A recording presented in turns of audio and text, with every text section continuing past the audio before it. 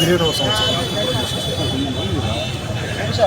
ఈ ఆవిర్భావ దినోత్సవాన్ని పురస్కరించుకుని రాష్ట్రంలో ఉన్నటువంటి వైఎస్ఆర్ కాంగ్రెస్ పార్టీ శ్రేణులకు, వైఎస్ఆర్ కాంగ్రెస్ పార్టీ నాయకులకి ఆవిర్భావ దినోత్సవ శుభాకాంక్షలు తెలియపరుస్తున్నారు. గుంటూరు జిల్లా ఆఫీసులో ఈరోజు ఆవిర్భావ దినోత్సవాన్ని ఘనంగా నిర్వహించుకున్నారు.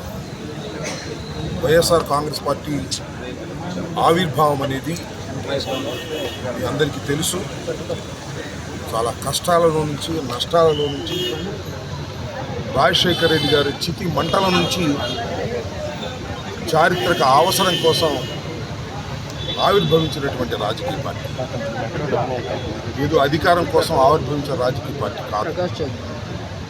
ఆ రోజున డాక్టర్ వైఎస్ రాజశేఖర రెడ్డి గారి మరణం తర్వాత కాంగ్రెస్ పార్టీ రాజశేఖర రెడ్డి గారి కుటుంబాన్ని వేధిస్తున్నప్పుడు ఆ కాంగ్రెస్ పార్టీ నుంచి బయటకు వచ్చి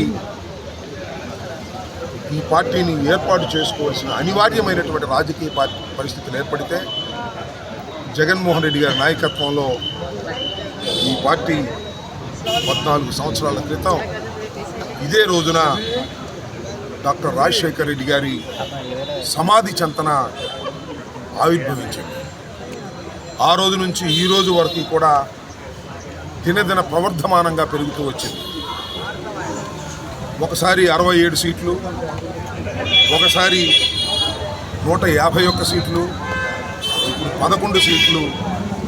ఇలా అప్ అండ్ డౌన్ రాజకీయాల్లో కెరటంలాగా లెగవటం పట్టడం అనేది ఏ రాజకీయ పార్టీకైనా కూడా చాలా సహజమైనటువంటి అంశాలు. ఇవాళ ఇన్ని ప్రతికూల పరిస్థితుల్లో కూడా 40% షేర్ కలిగినటువంటి రాజకీయ పార్టీ వైఎస్ఆర్ కాంగ్రెస్ పార్టీ. భవిష్యత్తులో కూడా వైఎస్ఆర్ కాంగ్రెస్ పార్టీ ప్రజల పక్షాన ఉండి పోరాడుతుంది.